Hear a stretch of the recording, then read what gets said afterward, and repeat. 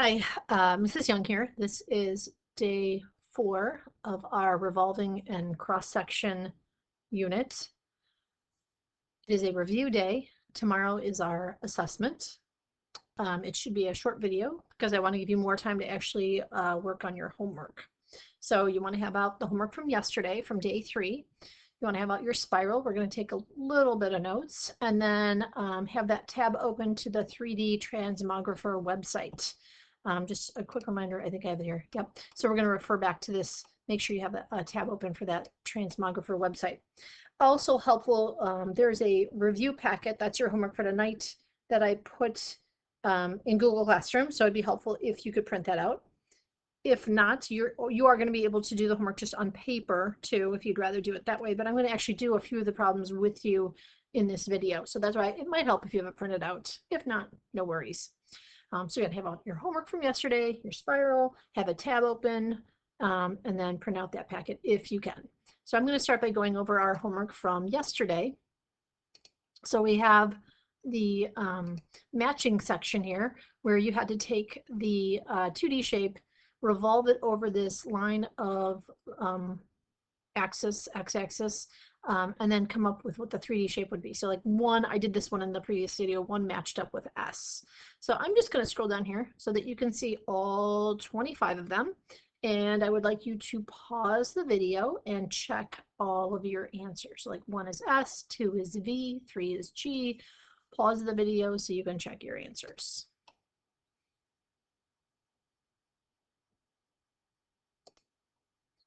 And then the other part of your homework, the last page, you had to take the 3 views of a 3D shape and draw what the 2D cross-section would look like. So I have my picture here for the first one, number 27. This is the second one.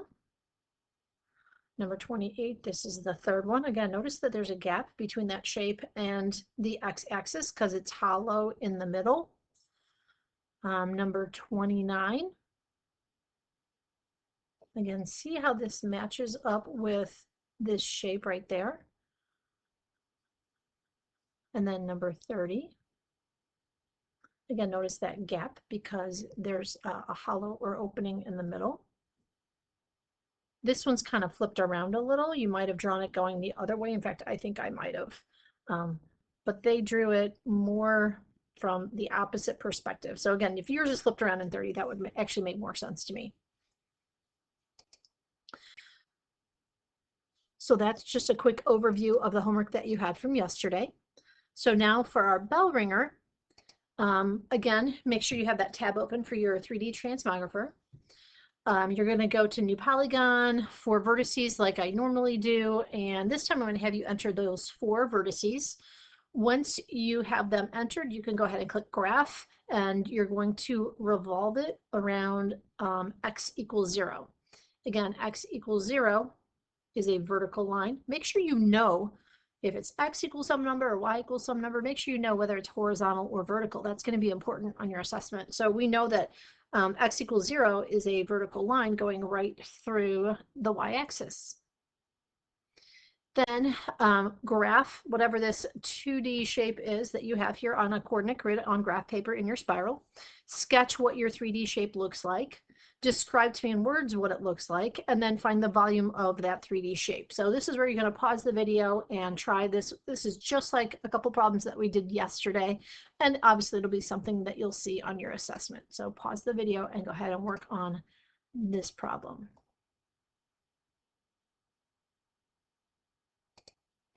Okay, so there's 4 parts to our answer here. We've got the drawing on the coordinate grid, the 2D shape. Then we revolved it and we sketched out what that 3D shape looks like. Then we describe it in words. I apologize, this is sloppy. It's a cylinder with a cone removed from the top and a cone added to the bottom. So again, you've got this cone cut out of the top and then like a little cone added onto the bottom. To find my volume, I'm going to take the volume of this big cylinder, subtract the cone on the top, and then add the cone on the bottom. So the cylinder was 96 pi. Add in the cone on the bottom, 5 1/3 pi. Subtract the cone on the top, 10 2/3 pi. So I got 90 2/3 pi. 90 and 2/3 pi. When it says E, we know that means exact answer, and we know we're dealing with cylinders, cones, and spheres, so we know the answer will be in terms of pi. So that's your bell ringer. Next, I'm going to jump to what our homework's going to be. Remember, I said this is a short video. In the attachment there in Google Classroom, there's 4 pages. I'm just going to do a couple of the problems with you, and then you'll have plenty of time to work on your homework. So I'm going to stop this kind of quick.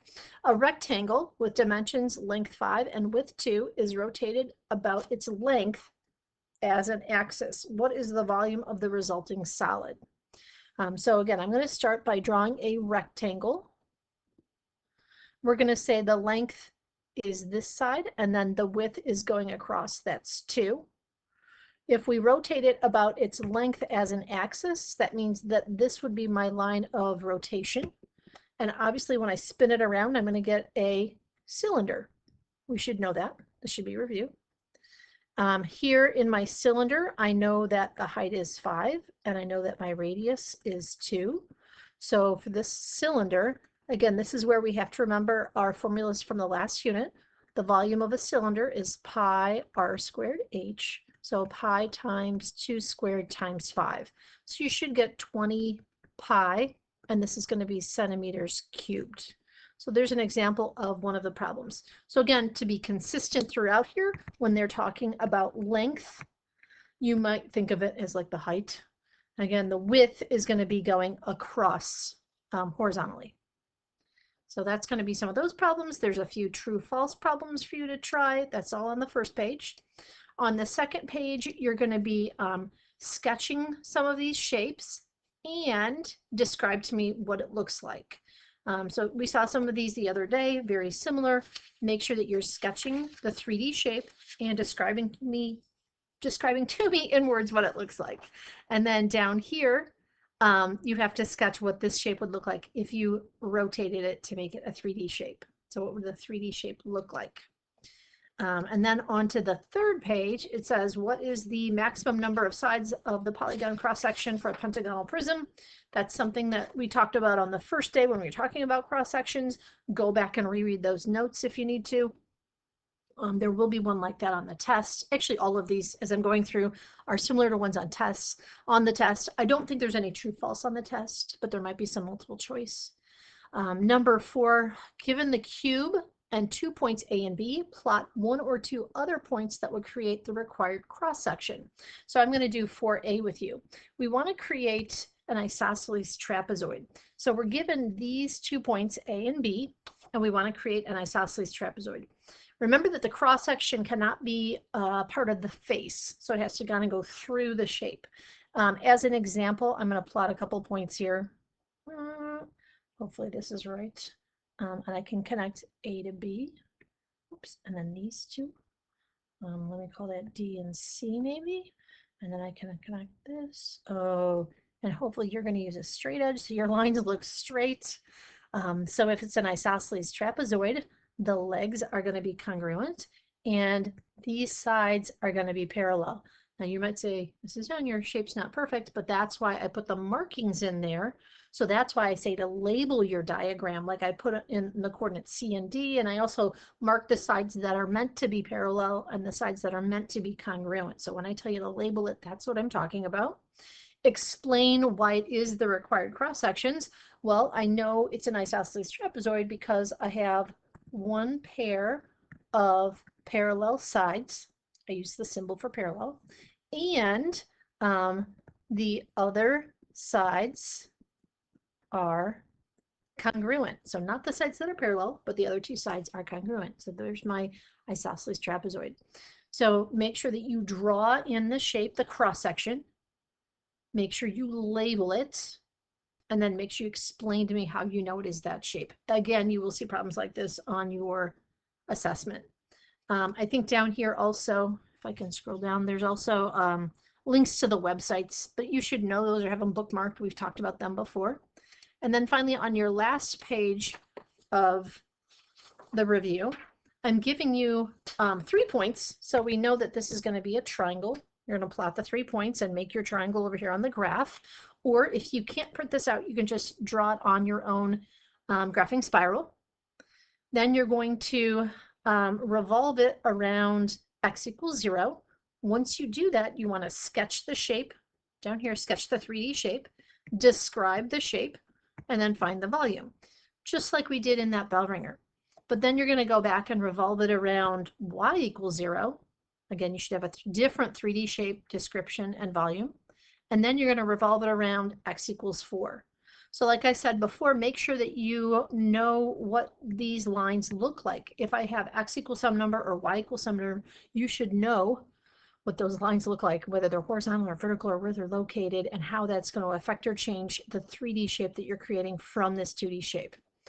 So the review packet is your homework for tomorrow, but tomorrow is the assessment. So I think what I will do is later on, probably Thursday nights, maybe around, maybe let's say like 8 o'clock, I will post the homework answers to this review packet for you to check. So again, the homework for Thursday is due by 7 p.m. on Thursday, and I will email all of you the review packet answers so you have a chance to study them over either Thursday night or Friday morning before you actually take your assessment. So again, the assessment will be on Friday. Part of it will be in Google Forms, but then part of it, there's a big part of this where you're going to have to sketch stuff. So you have to sketch that on your own paper, take a picture, and submit it. So there's really 2 parts to our assessment. The problems that are in Google Forms, and then the problems that you actually have to sketch for me. Make sure that, when you sketch them, that you take a nice, clear, clean picture for me when you submit it so I can see it, so I can grade it. Again, any questions, reach out to me.